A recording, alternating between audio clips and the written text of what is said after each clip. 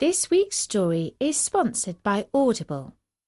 Please visit audiblepodcast.com/storynori for your free audiobook download. Hello, this is Natasha, and I'm dropping by with a chapter from The Wonderful Wizard of Oz by L. Frank Baum. The chapter is all about the Wicked Witch of the West, and Bertie says you might want to listen to this around Halloween. We are starting the story not at the beginning, but in the middle. Well, I'd better give you a quick summary of the plot so far. Dorothy is an orphan who lives on a farm in America, in the state of Kansas. One day, the farmhouse with Dorothy and her little dog inside is picked up by a giant wind called a tornado, and she is swept away to the land of Oz. She walks down a yellow brick road and meets a Scarecrow, a tin woodman, and a cowardly lion. They are all on their way to the Emerald City to seek help from the wonderful Wizard of Oz. The wizard agrees to help them, but first they must kill the Wicked Witch of the West. And this is the story of how they set out to do just that. But before the story, I'd wondered if you'd like to meet a vampire called Edward. You can find him in the best-selling Twilight series of books by Stephanie Meyer, and you can download an audio reading from our sponsor Audible. This is a love story with a bite, and it's probably best for teenagers. For a special offer from Audible, just go to the following web address, audiblepodcast.com/storynori. That's audiblepodcast.com/storynori, or follow the link from our sidebar.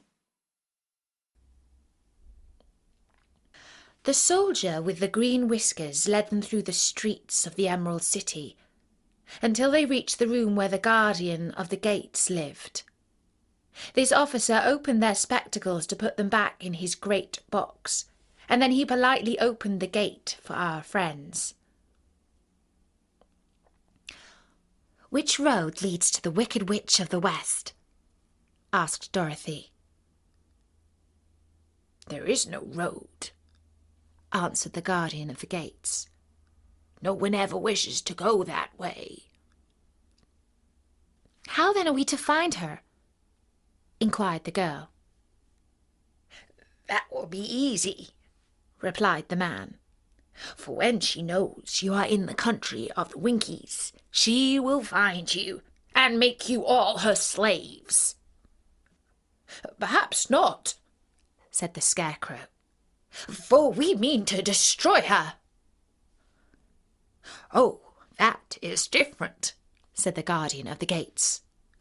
"No one has ever destroyed her before. So I naturally thought she would make slaves of you, as she has of the rest.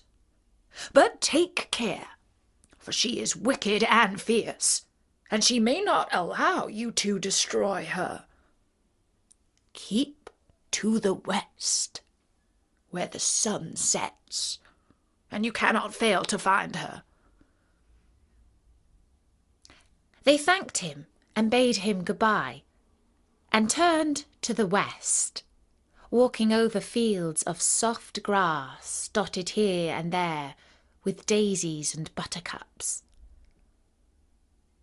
Dorothy still wore the pretty silk dress she had put on in the palace. But now, to her surprise, she found it was no longer green, but pure white. The ribbon around Toto's neck had also lost its green colour and was as white as Dorothy's dress. The Emerald City was soon left far behind. As they advanced, the ground became rougher and hillier, for there were no farms nor houses in this country of the West, and the ground was untilled.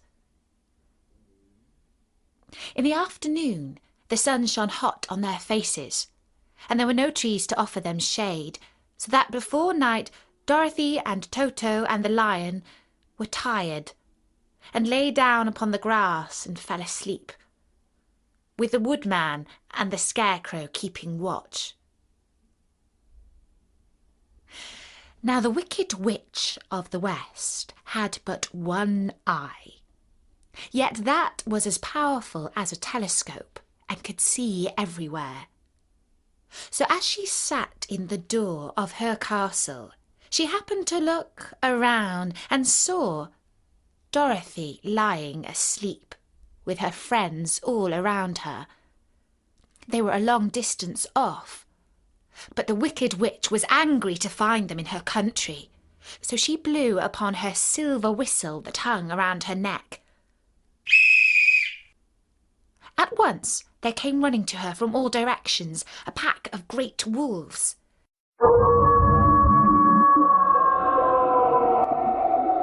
They had long legs and fierce eyes and sharp teeth. "Go to those people," said the witch, "and tear them to pieces." Are you not going to make them your slaves? asked the leader of the wolves.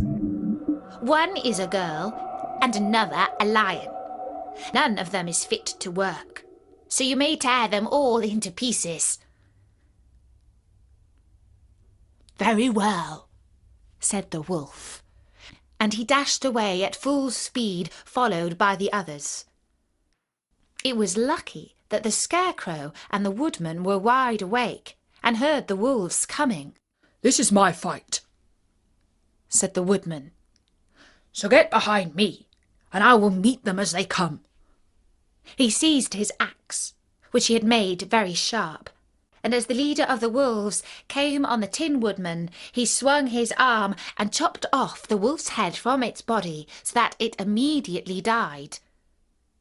As soon as he could raise his other axe, another wolf came up, and he also fell under the sharp edge of the Tin Woodman's weapon.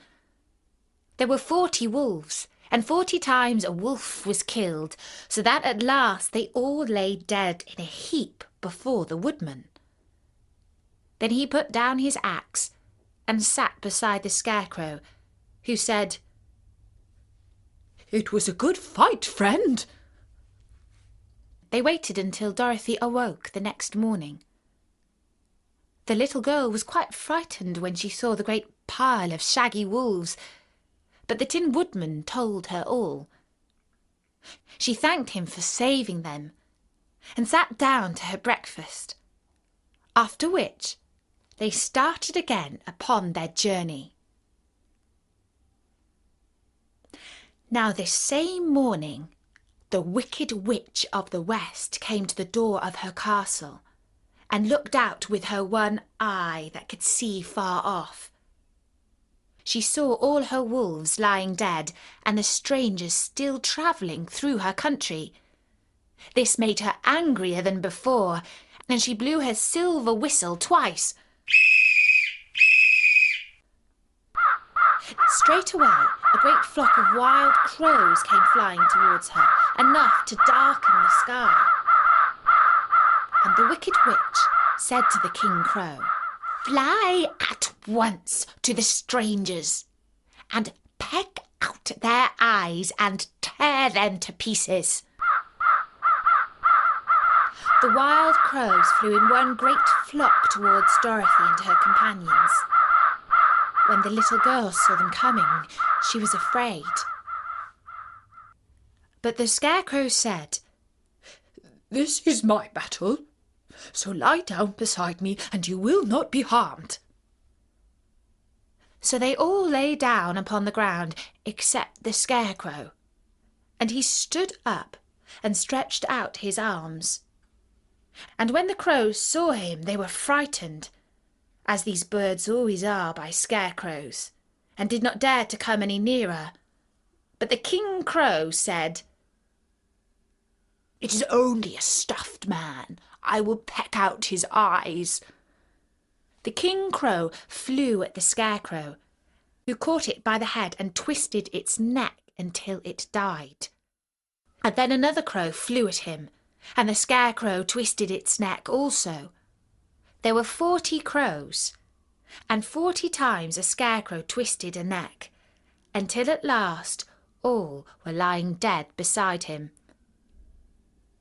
Then he called to his companions to rise, and again they went upon their journey. When the Wicked Witch looked out again and saw all her crows lying in a heap, she got into a terrible rage and blew 3 times upon her silver whistle.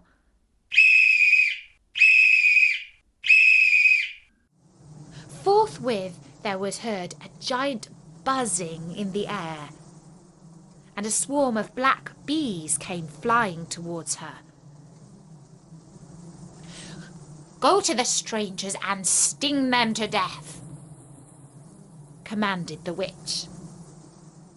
And the bees turned and flew rapidly until they came to where Dorothy and her friends were walking. "Take out my straw and scatter it over the little girl and the dog and the lion," he said to the woodman. "And the bees cannot sting them." This the woodman did. And as Dorothy lay close beside the lion and held Toto in her arms, the straw covered them entirely. The bees came and found no one but the woodman to sting, so they flew at him and broke off all their stings against the tin, without hurting the woodman at all. And as bees cannot live when their stings are broken, that was the end of the black bees, and they lay scattered thick about the woodman, like little heaps of fine coal. Then Dorothy and the lion got up, and the girl helped the Tin Woodman put the straw back into the Scarecrow again, until he was as good as new. So they started upon their journey once more.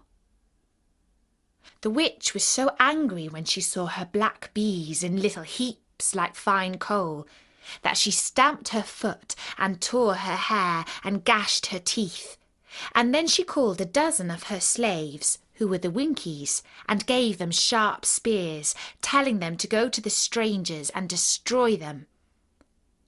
The Winkies were not a brave people, but they had to do as they were told. So they marched away until they came near to Dorothy. Then the lion gave a great roar and sprang towards them, and the poor Winkies were so frightened that they ran back as fast as they could. When they returned to the castle, the Wicked Witch beat them well with a strap and sent them back to their work, after which she sat down to think what she could do next. She could not understand that all her plans to destroy these strangers had failed. But she was a powerful witch, as well as a wicked one, and she soon made up her mind how to act. There was in her cupboard a golden cap, with a circle of diamonds and rubies running round it. This golden cap had a charm. Whoever owned it could call 3 times upon the winged monkeys, who would obey any order they were given.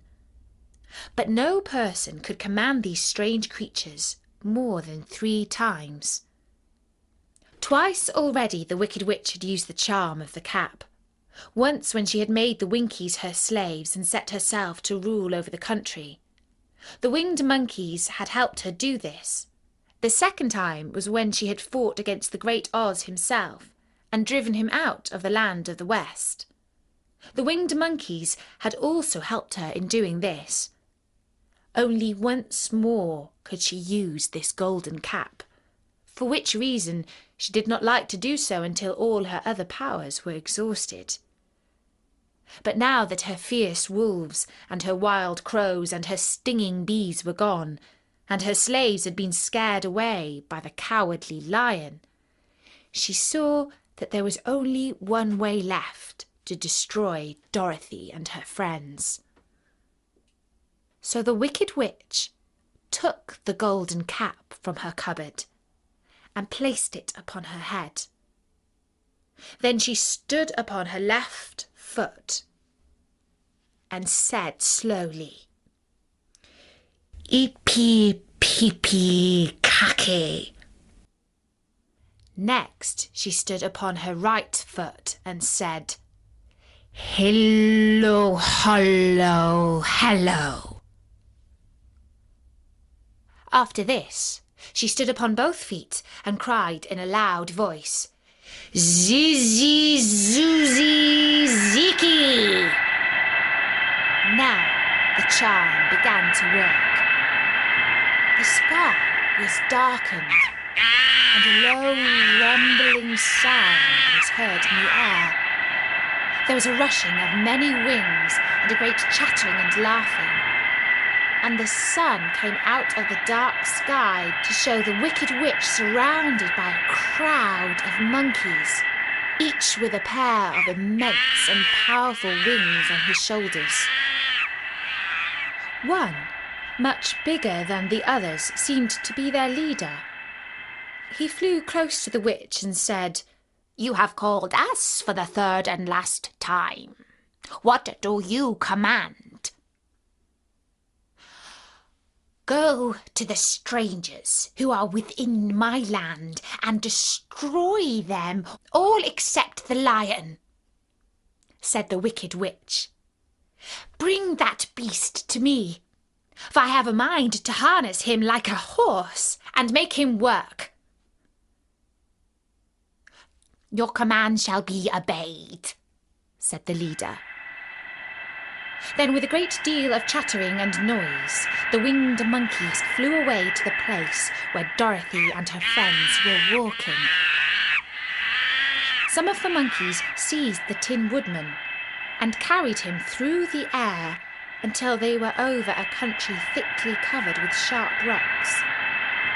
Here they dropped the poor woodman, who fell a great distance to the rocks, where he lay so battered and dented that he could neither move nor groan. Others of the monkeys caught the Scarecrow, and with their long fingers pulled all of the straw out of his clothes and head. They made his hat and boots and clothes into a small bundle and threw it into the top of the branches of a tall tree. The remaining monkeys threw pieces of stout rope around the lion and made many coils about his body and head and legs, until he was unable to bite or scratch or struggle in any way. Then they lifted him up and flew away with him to the witch's castle, where he was placed in a small yard with a high iron fence around it, so that he could not escape. But Dorothy they did not harm at all. She stood with Toto in her arms, watching the sad fate of her comrades, and thinking it would soon be her turn. The leader of the winged monkeys flew up into the air, his long hairy arms stretched out and his ugly face grinning terribly. But he saw the mark of the good witch's kiss upon her forehead, and stopped short, motioning the others not to touch her. "We dare not harm this little girl, for she is protected by the power of good, and that is greater than the power of evil. All we can do is to carry her to the castle of the wicked witch and leave her there." So carefully and gently they lifted Dorothy in their arms and carried her swiftly through the air until they came to the castle, where they set her down on the front doorstep. Then the leader said to the witch, "We have obeyed you as far as we were able. The Tin Woodman and the Scarecrow are destroyed, and the lion is tied up in your yard. The little girl we dare not harm, nor the dog she carries in her arms. Your power over our band is now ended, and you will never see us again." Then all the winged monkeys, with much laughing and chattering and noise, flew into the air and were soon out of sight. The wicked witch was both surprised and worried when she saw the mark on Dorothy's forehead, for she knew well that neither the winged monkeys nor she herself dare hurt the girl in any way. She looked down at Dorothy's feet, and seeing the silver shoes began to tremble with fear, for she knew what a powerful charm belonged to them. At first the witch was tempted to run away from Dorothy, but she happened to look into the child's eyes and saw how simple the soul was behind them, and that the little girl did not know of the wonderful power the silver shoes gave her. So the wicked witch laughed to herself and thought, "I can still make her my slave, for she does not know how to use her power." Then she said to Dorothy, harshly and severely, "Come with me, and see that you mind everything I tell you, for if you do not, I will make an end of you, as I did to the Tin Woodman and the Scarecrow." Dorothy followed her through the many of the beautiful rooms in the castle, until they came to the kitchen, where the witch bade her clean the pots and kettles, and sweep the floor, and keep the fire red with wood. Dorothy went to work meekly, with her mind made up to work as hard as she could, for she was glad the wicked witch had decided not to kill her. With Dorothy hard at work, the witch thought she would go into the courtyard and harness the cowardly lion like a horse. It would amuse her, she was sure, to make him draw her chariot wherever she wished to go to drive. But as she opened the gate, the lion gave a loud roar and bounded up so fiercely that the witch was afraid and ran out and shut the gate again. "If I cannot harness you," said the witch to the lion, speaking through the bar of the gate, "I can starve you. You shall have nothing to eat until you do as I wish." So after that she took no food to the imprisoned lion, but every day she came to the gate at noon and asked, "Are you ready to be harnessed like a horse?" And the lion would answer, "No. If you come into this yard, I will bite you." The reason the lion did not have to do as the witch wished was that every night, while the woman was asleep, Dorothy carried him food from the cupboard. After he had eaten, he would lie down on his bed of straw, and Dorothy would lie beside him and put her head on his soft, shaggy mane, while they talked of their troubles and tried to plan some way to escape. But they could find no way out of the castle, for it was constantly guarded by the yellow Winkies, who were the slaves of the wicked witch, and too afraid of her not to do as she told them. The girl had to work hard during the day, and often the witch threatened to beat her with the same old umbrella she always carried in her hand. But in truth, she did not dare to strike Dorothy because of the mark upon her forehead. The child did not know this and was full of fear for herself and Toto. Once, the witch struck Toto a blow with her umbrella, and the brave little dog flew at her and bit her leg in return. The witch did not bleed where she was bitten, for she was so wicked that the blood in her had dried up many years before. Dorothy's life became very sad as she grew to understand that it would be harder than ever to get back to Kansas and Aunt Em again. Sometimes she would cry bitterly for hours, with Toto sitting at her feet and looking into her face, whining dismally to show he was sorry for his little mistress. Toto did not really care whether he was in Kansas or the land of Oz, so long as Dorothy was with him. But he knew that the little girl was unhappy, and that made him unhappy too. Now the wicked witch had a great longing to have for her own the silver shoes which the girl always wore. Her bees and her crows and her wolves were lying in heaps and drying up. and she had used up all the power of the golden cap. But if only she could get hold of the silver shoes, they would give her more power than all the other things she had lost. She watched Dorothy carefully to see if she ever took off her shoes, thinking she might steal them. But the child was so proud of her pretty shoes that she never took them off, except at night when she took her bath. The witch was too much afraid of the dark to dare go in Dorothy's room at night to take the shoes, and her dread of water was greater than her fear of the dark, so she never came near when Dorothy was bathing. Indeed, the old witch never touched water, nor ever let water touch her in any way. But the wicked creature was very cunning, and she finally thought of a trick that would give her what she wanted. She placed a bar of iron in the middle of the kitchen floor, and then by her magic arts made the iron invisible to human eyes, so that when Dorothy walked across the floor, she stumbled over the bar, not being able to see it, and fell at full length. She was not much hurt, but in her fall one of her silver shoes came off, and before she could reach it, the witch had snatched it away and put it on her own skinny foot.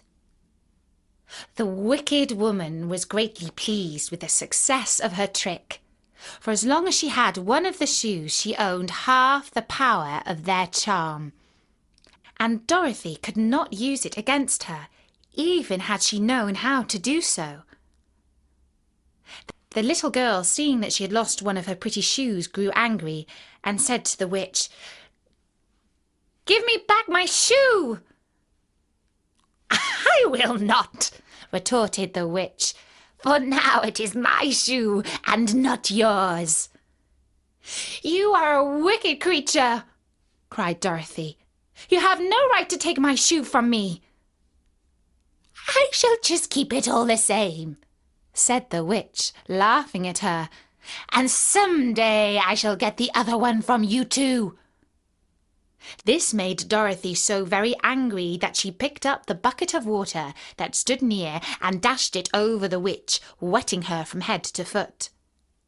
Instantly the wicked woman gave a loud cry of fear, and then as Dorothy looked at her in wonder, the witch began to shrink and fall away.